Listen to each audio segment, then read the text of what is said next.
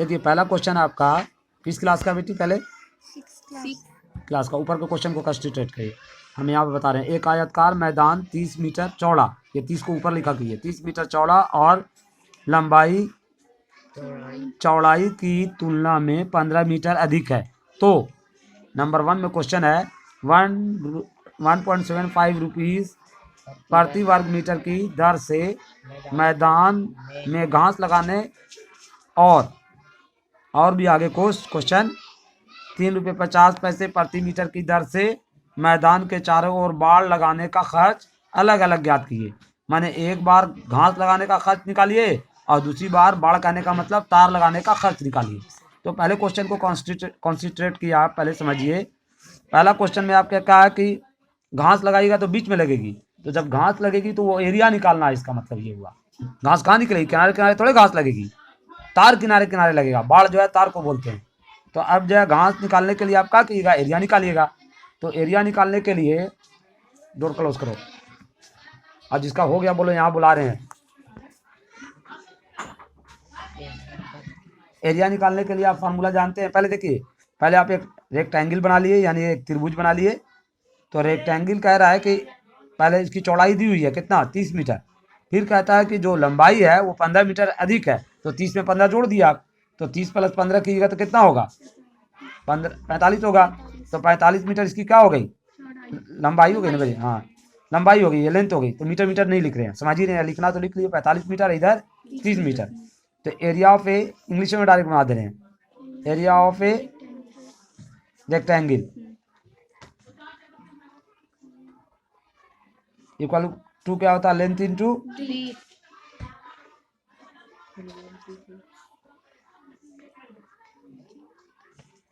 Breathe, LENGTH, length into BREADTH, breadth, यानी कि लंबाई इंटू चौड़ाई।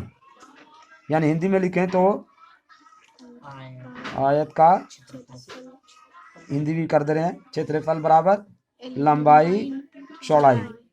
शॉर्ट लिख लिया। इसको भी कभी कभी L इंटू बी लिखते हैं हम लोग। तो लंबाई कितना दी हुई थी, 45, और चौड़ाई कितनी थी, 30। तो दोनों को गुना कीजिएगा तो आप कितना आ जाएगा, 5 3 15 के 5 हाथ में रहा, 1 और 4 3 12, 1 13, और इस पर ये वाला 0 डाल दिए, 1350 स्क्वायर मीटर एरिया आ गया इसका। अब खर्च कैसे है, कितने रुपए के हिसाब से, 1 रुपये 1350 गुने 1 रुपया 75 पैसा। गुना होके कितना आ जाएगा, गुना कर लिए, नहीं तो गुना कर लेते हैं कहीं पर, ठीक है, गुना कर देते हैं। इतने में तो बन जाना चाहिए 1350 और गुने 1.75। जीरो को छोड़ देते हैं, है ना बेटे। जीरो को बाद में बैठा लेंगे। यहाँ देखिए गुना, देखिए जीरो को छोड़ दे रहे हैं, जीरो को बाद में बैठा लेंगे।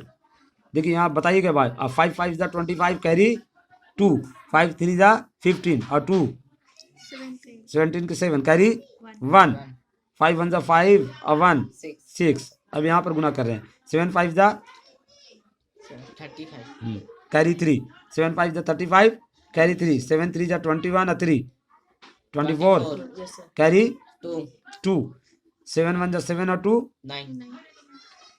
अब तो 1 से मल्टीप्लाई होगा तो वही उतरते जाएगा, 5 1 = 5, 3 1 = 3 और 1 1 = 1।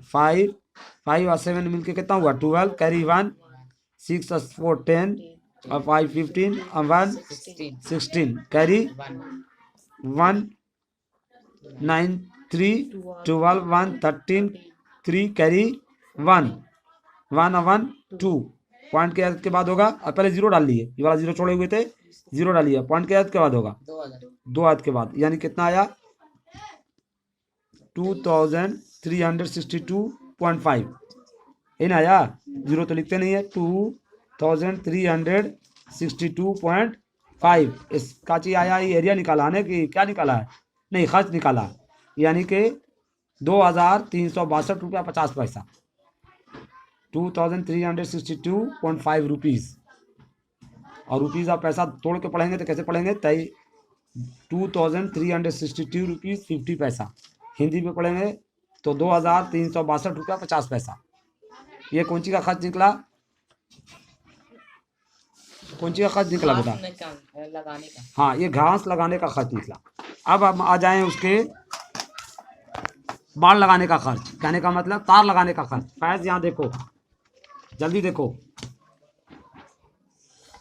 तो आप जानते हैं कि ये फिर से हम फिगर बना दें या उसी पे बना दें, 2 नंबर क्वेश्चन बना रहे हैं तो यहीं से देख लीजिए फिगर। लंबाई कितनी है आपको मालूम है कि फिर से बना दें, यहीं पर सामने बना देते हैं, कितना टाइम लगेगा। हाँ, लेंथ कितनी थी इसकी 45 मीटर, ब्रीथ कितनी थी 30 मीटर, 30 मीटर लिख लिया। अब आप जानते हैं पेरीमीटर, हाँ बोलिए कस के बोलिए, तो बोल रहा हमने कम बोलना पड़ेगा। रेक्टेंगल इक्वल टू, बोलिए 2 इंटू, बोलिएगा तब दोहराएगा आपका बी, यानी कि आयत की परिमिति बराबर, बोल दिए हिंदी में बोलिए, आयत की परिमिति बराबर 2 इंटू लंबाई प्लस चौड़ाई, है ना। तो आप निकालिए, 2 हो गया, लंबाई कितना था 45 प्लस चौड़ाई कितनी थी 30, घेर दिए। अब आप दोनों को जोड़ लिए, कितना हो गया 40 30 70 5 75 हो गया, 75 गुना 150, 150 का या मीटर। परिमिति लिख लिए तो स्क्वायर में लिखेंगे इसको, नहीं लिखेंगे, खाली मीटर लिखेंगे। यहाँ पर जो आंसर आया था उसको स्क्वायर में लिखा था क्योंकि ये एरिया था, लेकिन यहाँ परिमिति आई है, परिमिति कभी स्क्वायर में नहीं लिखी जाती है, यानी पेरीमीटर कभी स्क्वायर में नहीं लिखा जाता।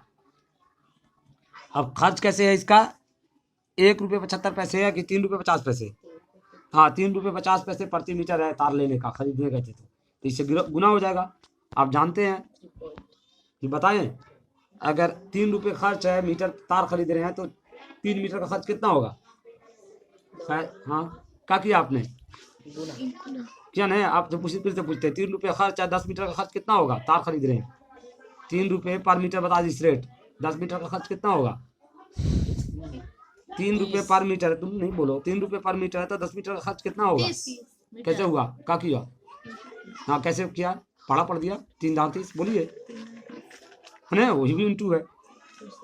तो इसी तरह से यहाँ पर जितना था 150 का तो पढ़ा याद नहीं है, तो गुना कर लेंगे, कितने से गुना हो जाएगा, 3 रुपये 50 पैसे थे, 3 रुपये 50 पैसे को 3.5 भी लिख सकते हैं, 0 डाल के लिखिए, बिना 0 के लिखिए, 0 डाल के दिले 0 डाल के लिखिए,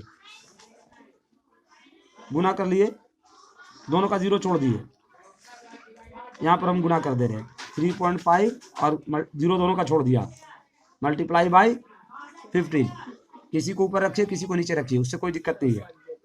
25 25 के 5 हाथ मेरा 2, 5 या 15, यानी 5 3 या 15 और 2